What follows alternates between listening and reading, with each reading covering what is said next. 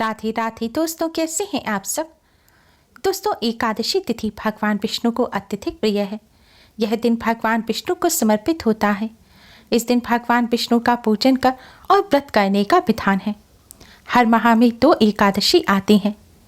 हर एकादशी का अपना खास महत्व होता है, लेकिन साल की सभी 24 एकादशियों में सबसे महत्वपूर्ण एकादशी होती है निर्जला एकादशी। यह एकादशी ज्येष्ठ मास की शुक्ल पक्ष की एकादशी को आती है। निर्जला एकादशी को सबसे बड़ी एकादशी कहा जाता है। बिना पानी के व्रत को निर्जल व्रत कहा जाता है और निर्जला एकादशी का उपवास किसी भी प्रकार के भोजन और पानी के बिना किया जाता है। इसलिए इस एकादशी को निर्जला एकादशी के नाम से जाना जाता है। उपवास के कठोर नियमों के कारण सभी एकादशी व्रतों में निर्जला एकादशी व्रत सबसे कठिन भी होता है। निर्जला एकादशी व्रत को करते समय श्रद्धालु लोग भोजन ही नहीं बल्कि पानी की एक बूंद भी ग्रहण नहीं करते। जो श्रद्धालु साल की सभी 24 एकादशियों का उपवास करने में सक्षम नहीं है, उन्हें केवल निर्जला एकादशी का उपवास करना चाहिए, क्योंकि निर्जला एकादशी उपवास करने से सभी एकादशियों के व्रत रखने के बराबर पुण्य फल प्राप्त हो जाता है।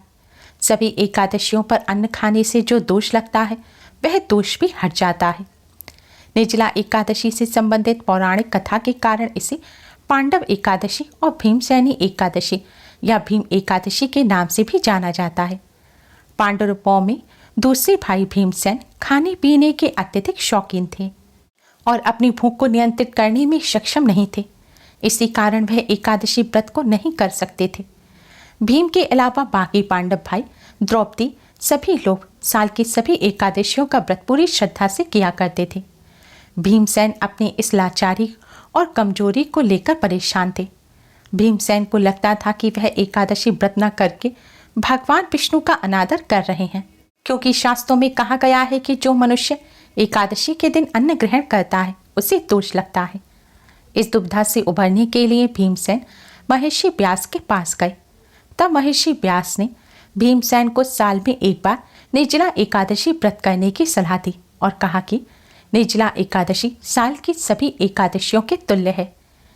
भीमसेन ने इस एकादशी व्रत को किया। तभी से इस एकादशी को भीमसेनी एकादशी, भीम एकादशी के नाम से भी जाना जाता है। निर्जला एकादशी का व्रत करने से भगवान विष्णु की कृपा से व्यक्ति के सभी पाप मिट जाते हैं।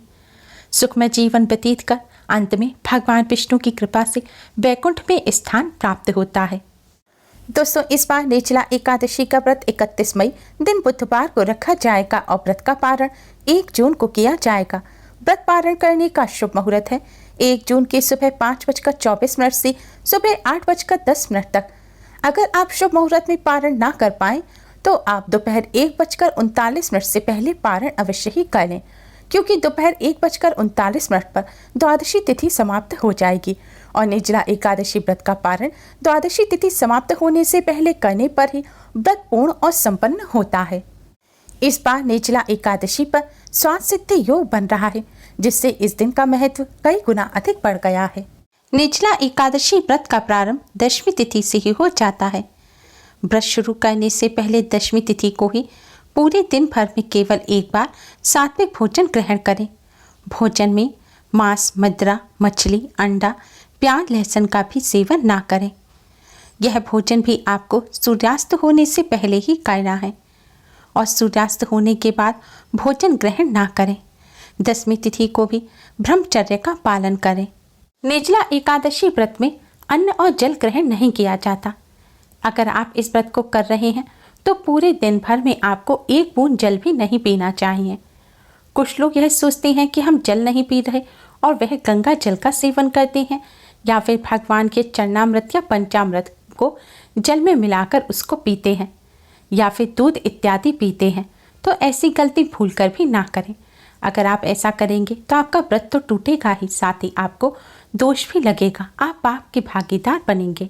इसलिए अगर आपने व्रत रखा है तो व्रत में अन्न और जल का सेवन ना करें, फलों का जूस भी ना पिएं, किसी भी प्रकार का भोजन ना करें, मिष्ठान इत्यादि भी ना खाएं।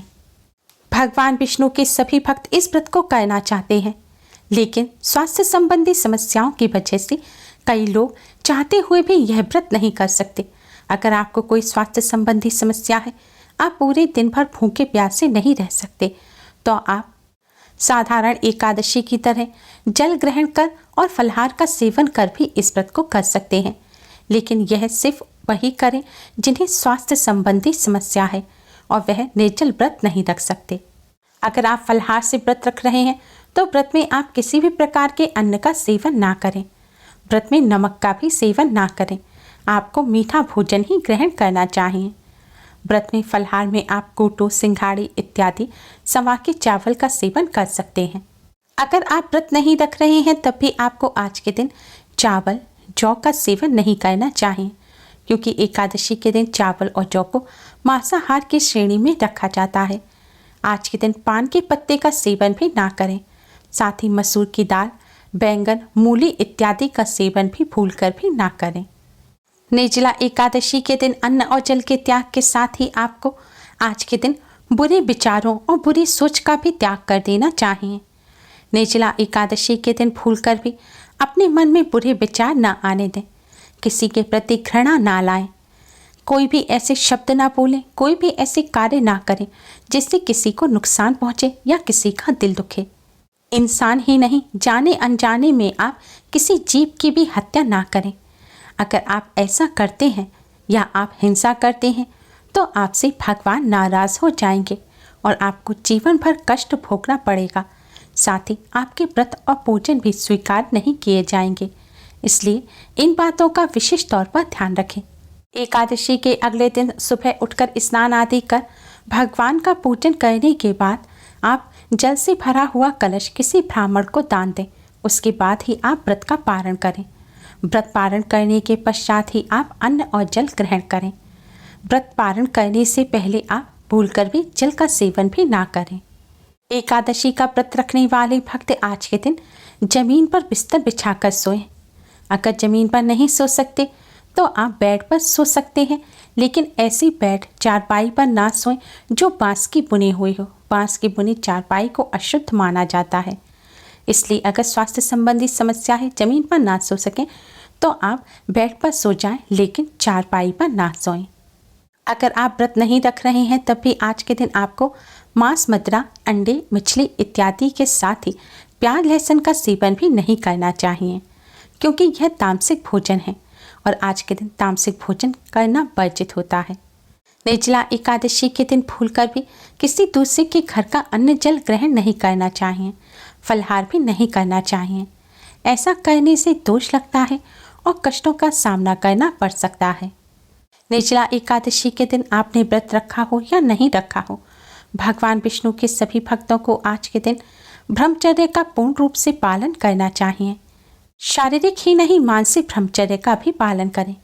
यानी कि आज के दिन कोई भी ऐसी चीज़ ना देखें जिससे आपके मन में गलत विचार आए। मन में कोई विचार आए भी तो तुरंत आप भगवान से माफ़ी मांग भगवान के नाम का ध्यान करें, भगवान के नाम का जाप करें और कोई भी ऐसी बातों को भी ना सोचें। आज के दिन तुलसी जी का पूजन अवश्य करना चाहिए, क्योंकि तुलसी जी भगवान विष्णु को अत्यधिक प्रिय हैं। लेकिन भूलकर भी तुलसी जी को तोड़ना नहीं चाहिए, यानी कि तुलसी के पत्ते आज के दिन भूलकर भी ना तोड़ें। पूजन के लिए भी तुलसी के पत्ते आप एक दिन पहले तोड़कर ही रख लें। अगर ऐसा ना कर सकें तो उसी दिन तुलसी के पास टूटे हुए जो पत्ते हों आप उन्हें भगवान के भोग में रख सकते हैं। कई सारे लोगों के मन में विचार होता है कि निर्जला एकादशी के दिन पक्षियों को, गाय को खाना दें या ना दें, किसी जरूरतमंद को कुछ अन्न या जल का दान करें या ना करें। दोस्तों, निर्जला एकादशी के दिन दान का विशेष महत्व होता है। आज के दिन अधिक से अधिक दान करना चाहिए। जरूरतमंद व्यक्तियों को भोजन कराना और विशेष तौर पर शीतल जल पिलाना बहुत ही पुण्यकारी माना जाता है। साथ ही पक्षियों को, गाय को भी भोजन अवश्य कराएं। आपके घर कोई भी जरूरतमंद व्यक्ति आए तो उसे भूलकर भी खाली हाथ न लौटाएं। जिन लोगों को स्वास्थ्य संबंधी समस्या नहीं है उन्हें निर्जला एकादशी की रात को भी सोना नहीं चाहिए और रात भर जाकर भगवान विष्णु के नाम का कीर्तन करना चाहिए। दोस्तों, इन नियमों का पालन करते हुए जो भक्त निर्जला एकादशी के दिन भगवान लक्ष्मी नारायण का व्रत और पूजन करते हैं, भगवान लक्ष्मी नारायण उनकी सभी मनोकामनाएं पूर्ण करते हैं उम्मीद है आपको हमारी ये वीडियो पसंद आई होगी। प्लीज़ लाइक कर अपने फ्रेंड्स के साथ शेयर जरूर करें और यूज़फुल वीडियोस के लिए चैनल को सब्सक्राइब कर बेल आइकन को भी जरूर दबाएं। Thanks for watching. Radhe Radhe.